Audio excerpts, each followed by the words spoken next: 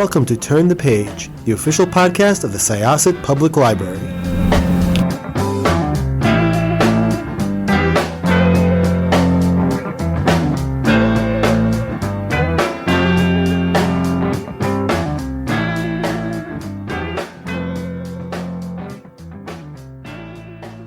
Hello, everybody. This is Evelyn Hershkowitz, Reader Services Librarian at Turn the Page podcast. And today we are fortunate enough to have with us Victoria Christopher Murray, who I've interviewed twice before. This is her, well, I don't know if this is her third historical fiction book. She'll have to tell me if it is or not. But I did interview her when she wrote The Personal Librarian and The First Ladies with Marie Benedict, which I loved both those books. They were both USA Today and New York Times best-selling books.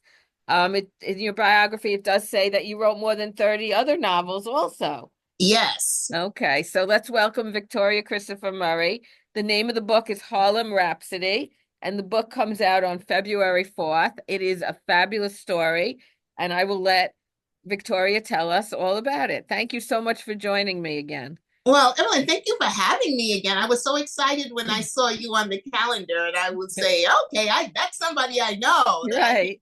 Speak with. So this is fun. So I'm glad you enjoyed Harlem Rhapsody. Loved it. Absolutely loved it. It's the story of the woman who ignited the Harlem Renaissance. Isn't that crazy? Like, we know about the Harlem Renaissance, and even if you ask people about it, and even if you don't know too much, it sounds like it was a wonderful time. You know, it had something to do with books and music, but you don't really know a lot. And if you were to ask for names, people would say, oh, Langston Hughes and maybe County Cullen.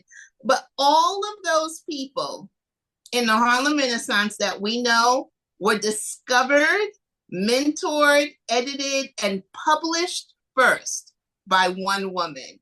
And her name was Jessie Redmond Fawcett. And Harlem Rhapsody is the story of her 6 impactful years at the Crisis magazine, which was the only place Black writers could be published at the time. And it's the story of who she discovered, how she discovered them, their lives as writers, everything. And then there's also a sub-story in there about how she even became the literary editor of the Crisis magazine, because there was never a literary editor before her, and there was never a literary editor after her.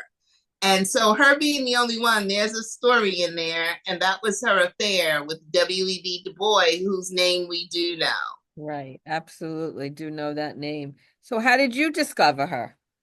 So when I was looking, you were saying you weren't sure if this was my third historical fiction. Right. It is my third historical fiction, but my very first one as a solo historical fiction writer. Okay. So this kind of feels like a debut novel for me. And so I have those first author jitters, going on, and butterflies all in my stomach. But I wanted to write a solo project because Marie and I will keep writing together. I'm glad.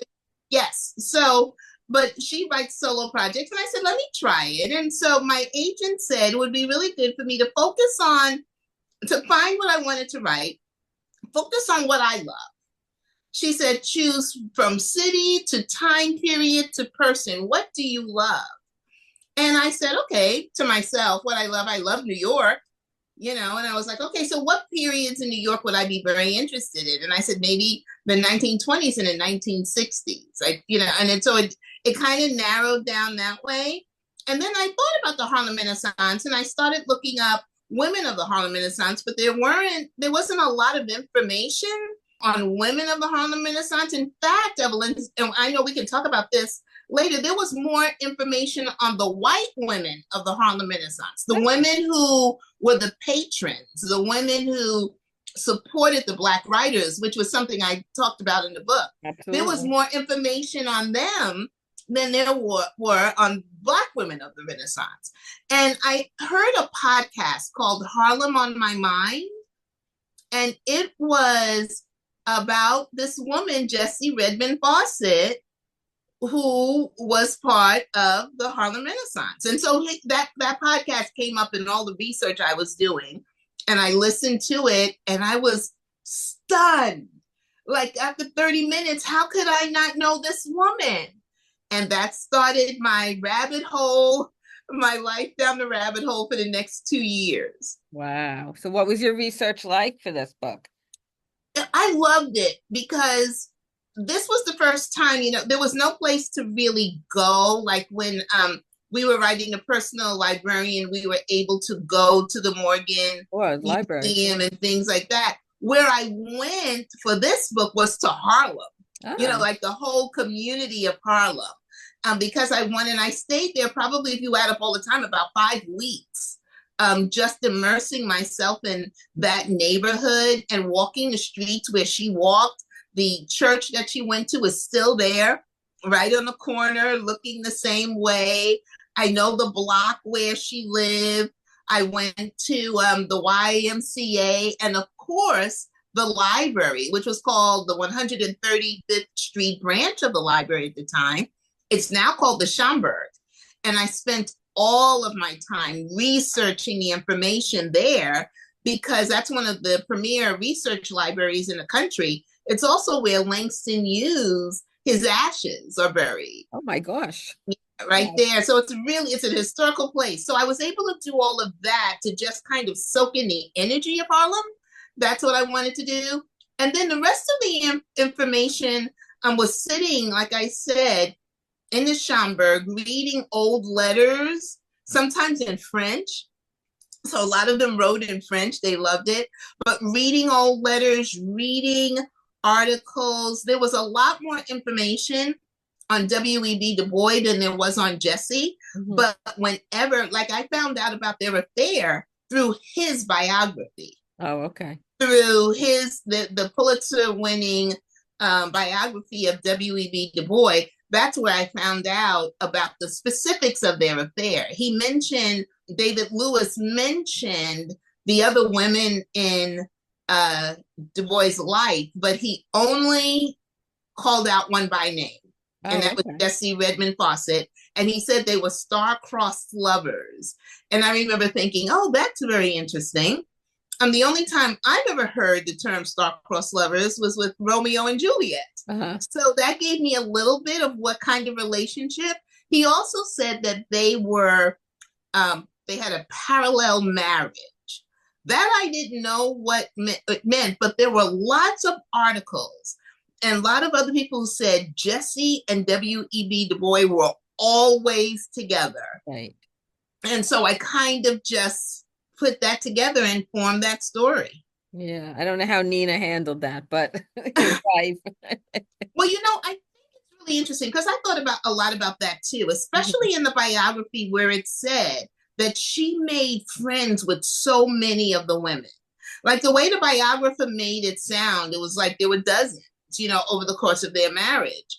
And I thought about that too. And especially with a lot of things that are going on today, I think about women's rights and I think about 1920 and women had no rights. Yeah. She wouldn't have been able to leave and go get an apartment by herself. Right. Her life was better having him around. Yeah, no matter what, because there was so little that you could do on your own as a woman. Right. And I think that I never thought about that with other books I've written, but with this book, and I think it might just be the timing that had me thinking about, my goodness, what could she have done? What could a woman have done? Going out on your own meant what? When you couldn't even get an apartment without a man's signature or any kind of financial support or anything could not be done. Women could only get credit cards in their name in the 70s. Yeah. Isn't that the craziest thing? Isn't that crazy? So insane. When I was thinking about, why would somebody stay in that? And there was a line that I got from somewhere that I have her say in a book. She's like, I'm no different than any other woman of my status. But we know our husbands aren't leaving us. Mm-hmm. And so I just think that was something that some women accepted more because of the time.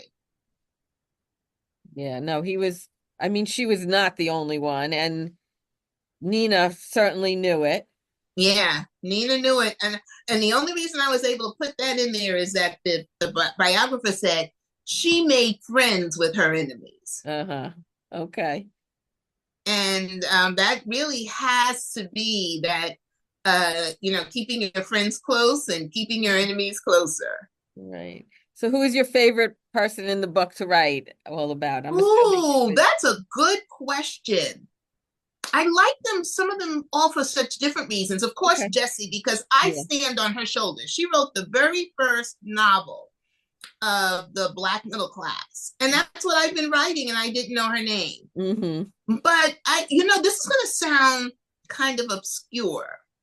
There were two people in that book that really, they were so different. One was her mother. Mm-hmm. Her mother was a white woman, Jewish. Jewish. And Yeah. so Evelyn, when I found out that her mother, which is stepmother, Mm-hmm. but that's the only mother that she ever Mm. knew, Jessie Right. knew. When I found out that her mother was white and Jewish, and she moved with her to New York, To and she Harlem. plays to Harlem, and she plays such a major role in this novel. I was fascinated because this was her second marriage, and I was saying, why would she marry a black man in like 1869? Who would do that? Who would marry? I mean, and even if you loved him, it was just a horrible time for Black people in this country. Why would you do that? And she then converted, though. She didn't. She converted to Christianity, Right. but still, why? Why? And I spent a week and I ended up looking in census records. I don't know what I was looking for. That's the great thing about research. But I looked through the census records and found out her first husband was Black. Oh. And so she was just a woman. I had never heard this term before. She was an integrationist. And she believed in the complete integration of the races. Wow. And She was by way ahead of golly, her time. she was way ahead of her time. And she was going to do it personally. She married a Black man twice and had 6 children, with 3 with the first one and 3 with Jesse's father. But she raised Jesse. She raised Right. Jesse from a toddler. And so you see the influence on her life. There were some things that was so interesting. She had her mother her mother's name was Bella, and she had sometimes more of a hand on the racism in this country than Jesse did. And so I found her fascinating. Right, absolutely. What happened to her first husband, though? Her first husband died. Okay. Yeah, her first husband died. And she had 3 children, but she married Jesse's father, who had 7 children. But some of them were out of the house already. And Jesse was the toddler, was the youngest one. But she was her mother Bella was just this fascinating woman, and I was able to bring her into the story to show the white women in the Harlem Renaissance and how much they helped and built these writers. And then the second person who was very fascinating to me was Jean Toomer, who is a Harlem Renaissance writer. But what was so fascinating about him is he did not want to be called a Black writer. Right. He was of mixed race, and he said, I didn't write this book with my 5 Black fingers. I didn't use just the white side of my brain. And he didn't want to be called Black or white, which was a big thing for him during that time. And so I read all of his letters about that. And the biggest thing that he said that found it fascinating for me. We have this 1 drop rule in this country. If you have 1 drop of Black, you're Black. And he says, white supremacists came up with that. So why do we pay attention to Mad Men? Why are we abiding? He says, why are we abiding by the laws and rules of men who hate me and don't even know me? And so those 2 people, I was fascinated with their backstories. Fascinated. Wow. It's just everything is so interesting about it. I just loved, every story, every character. How did you read all of her books, Jesse's books? Yes. And I started, of course, with the very first one because it was the first book. Jesse's first book is exactly what kicked off the Harlem Renaissance because she had been the literary editor of The Crisis, discovering all these writers over the years, mentoring them, finding new ones. And then she was a writer herself. Mm-hmm. And she finally wrote her book. And she was one of the first Black people to be published because you couldn't get, and so she had gotten, Evelyn, she had rejections from everybody. Well, so yeah. That's one thing that doesn't change. But she had rejections from everyone. And then a major publisher stepped up because they said, we recognize this time. We believe this is the beginning of something. And then it was her first novel, There Is Confusion. It was her first novel at the launch party, which was March 24th, 1924. So we're still in this 100th year celebration. Her launch party for her book, There Is Confusion, that night they said, this is the beginning of the new Negro Renaissance. That's what it was called then. And so the reason I say she ignited the whole Harlem Renaissance is not only did her book bring a gathering of white publishers, Black authors, white authors all together for the first time. And I have that scene in the book. But also, you can't have a movement if you don't have people to help you move. Mm-hmm. And she had already trained and nurtured. Right. So after Jessie got her book deal, Langston Hughes got a book deal. County Cullen got a book deal. Nella Larson wrote Passing, the book that we all know. I've been wanting to read that book, and now I'm going to absolutely jump into it. Yeah, because she was working on Quicksand, the other one, but that's how she became a writer, because of Jessie Redmond Fawcett. Yeah. And so it wasn't just that Jessie's book itself ignited the Harlem Renaissance, it was that she then fed the pipeline. Mm-hmm. She had filled the pipeline for them already. Right. And hundreds of books were able to come out after Jessie Redmond Fawcett. Isn't that fascinating? It is. It's amazing that her name has not been known. Well, hopefully people will be reading your book, because I will be putting in the hands of all of my patrons here, because they've all, the personal librarian, they have absolutely eaten up and loved, and the First Lady, they love your book. So this won't be a problem. I'll be able to get them all to read it. Everybody will know Jessie's name. It's fabulous. It's just, you know what, like they say, the truth, fiction, you can't make this up. You can't make it up. There's a scene in the book that I'm not going to tell about, but if you read the author's note, I don't know if you read the author's note in the back, but there was the scene of the anniversary party. That's all I'll say. Okay. And I put in the author's note, I'm like, look, that came from a letter. I don't even have the imagination to make up something like that. Right. And I mean, there was no way. And that came from a letter from W.E.B. Du Bois to his daughter. Mm-hmm. And he described the party so well. That was the only scene in the book I didn't have to think of anything. Mm-hmm. Because he described the temperature and the color they were wearing and everything. So you're absolutely right. Fact is so much greater than fiction sometimes. It's amazing. It really is. And your writing is wonderful too. Thank you. It's not just the story, it's everything. It's the writing and it was just so good. Cover is great. I love the cover. Yeah. The cover's amazing to me. That's my publisher, Berkeley, and they hired an artist to paint it. They wanted a painting of the Harlem Renaissance to show that. And I am so honored with that. I need to get a print of that and actually have it framed. They should send it to you. Yeah. They should absolutely have sent that to you. When it makes the New York Times bestseller list, then they'll send you. Oh, from your lips to God's ears. Yeah. Oh no, it's really great. It's such a wonderful story. I really enjoyed it. I also was able to listen to the audio, so I read and listened, and the audio was really well done also. Yeah, I haven't heard the audio, but that's Robin Miles, and she's just amazing. Yeah, it was great. It's so well done. I highly recommend reading and listening. That's what I do, because I don't like to listen in the house. I get too distracted. Yeah. When I'm in the car, I'm just listening. Yes. And it's wonderful. The audio is great. The book is great.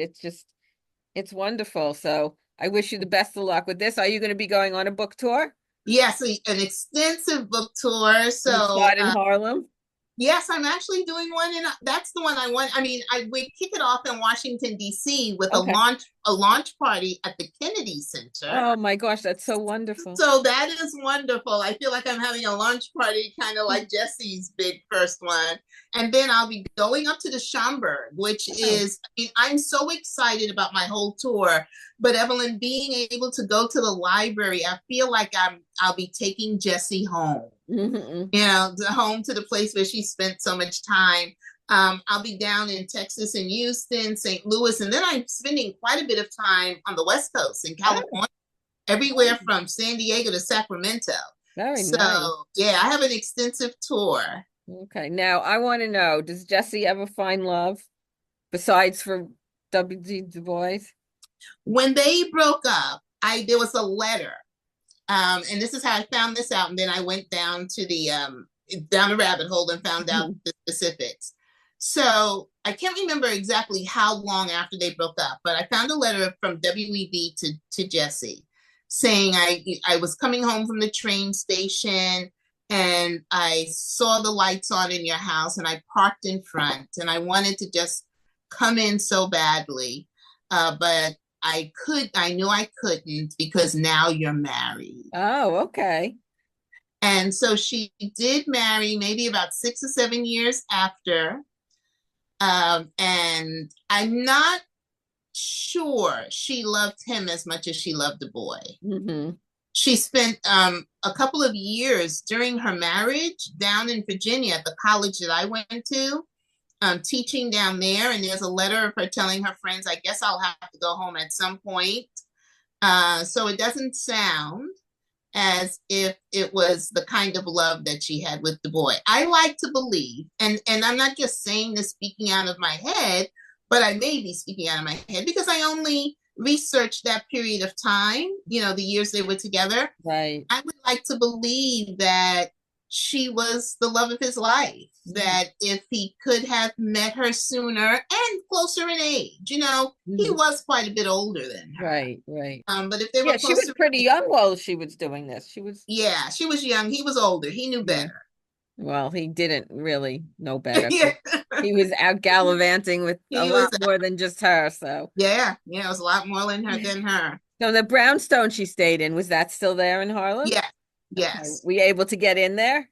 I didn't get it. I didn't ask to go. Try? Yeah. Oh, yeah. Okay. I would have been curious to see where she had lived and yeah. So I kind of I got the street and got the feeling, and I'm sure those apartments have been divided up, divvied up, and look quite different. From that point. Yeah, no, Harlem sounded like a great place back in the day. It really was. Yeah. You know what I loved about Harlem back in the day was 1920 wasn't really a great time. There was still a lot of lynching going on. It was still Jim Crow and segregation. Sure. But in this little corner of America, right. Everybody who was migrating from the South to New York, and so many were settling in Harlem. And soldiers were coming back from World War I. And in this little section of Harlem, they found such hope.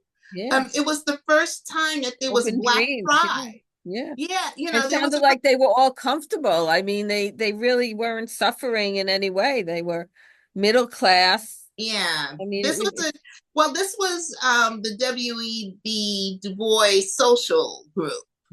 And so it was the talented 10th kind of thing. Also, one of the things that somebody that I spoke with this morning said she didn't realize until she read Harlem Rhapsody was the NAACP was founded primarily by white founders, by white men and women who founded it to try to get rid of lynching. And so that's why there's so many of them in the novel, because these were Black and white people who just moved, interacted together. The Civic Club, where they ate all the time, that was something that you didn't see. It was this upscale restaurant club. You had to have a membership, and Black people had memberships there, and white people had memberships there. It was founded by members of the NAACP, the white members of the NAACP. So it was a very interesting time in this little corner of America where Black people said, we want more, and white people said, we're going to do it with you. and from even publishing her book. Yeah. Even the publishing of her book, she got so many rejection letters because people didn't say anything about her writing. In fact, one letter I read said, "The writing is perfect, but I don't recognize these characters. You Right. have Black people making decisions as if they're white." Yeah. And so the letter was so, it wasn't trying to be rude. Do you know what I mean? It was just, this person was writing a letter from his heart saying, these people sound normal. Black people are not normal. Right, which is unbelievable. It's like Unbelievable. the Cosby Show before we knew about Yeah. Bill Cosby. Yeah, right. Right. Yeah. Before Well, we knew. Harlem Rhapsody, Victoria, is a fabulous story, great book, well written. February 4th, it comes out. Everybody get your holds in. I'll be happy to put you on hold. It'll be available on Overdrive in audio and ebook. So everybody get your holds in. You won't be sorry. You'll learn so much. And it's just, especially us, we live here in New York. We live right by Harlem, you know. Yeah. You need to know what happened back in the 20s. It's a fabulous story. It really is. Yeah. Well, I will be at the Schomburg on February 3rd. So, Okay. Very yeah, nice. so February 3rd. So people can Google that and find out. Is that the only New York appearance, or? That's my only New York appearance. Okay. Okay. Yeah. I wish you luck on the book tour. I'm sure it'll be great. Thank you. Thank you. And thank you for being such a champion of me all the time. And I love your books. I mean, what do you and Marie have coming out? Yeah, so we just finished our first draft of our third novel together. Oh, that's so exciting. Yeah, so we just finished it because we both are going on tour for our solo book. So we want to get these behind us and it'll be sitting for a little while before we get to the edits and then send it in. But we don't have a title totally yet, but it's about a Black woman and a white woman and the mob. Ooh, that sounds great. Okay. Yeah, so we're very excited about this one. Okay, so I look forward to that, and hopefully I'll be able to speak to the both of you when that but what is the date that's supposed to come out? That'll come out summer of 2026. Okay, we have a while to go. Okay. Yes, so we can focus on Harlem Rhapsody between now and then. Absolutely. So Victoria, I want to close the chapter, turn the page. Thank you so much for speaking with me. I really appreciate it. Thank you for writing such a great story. Oh, thank you. And thank you for always supporting us. It means everything to me. Oh, you're so welcome. I don't know where I would be without wonderful books. So and wonderful authors. So I thank you so much. It's time to close this chapter of Turn the Page. Join us for the next episode.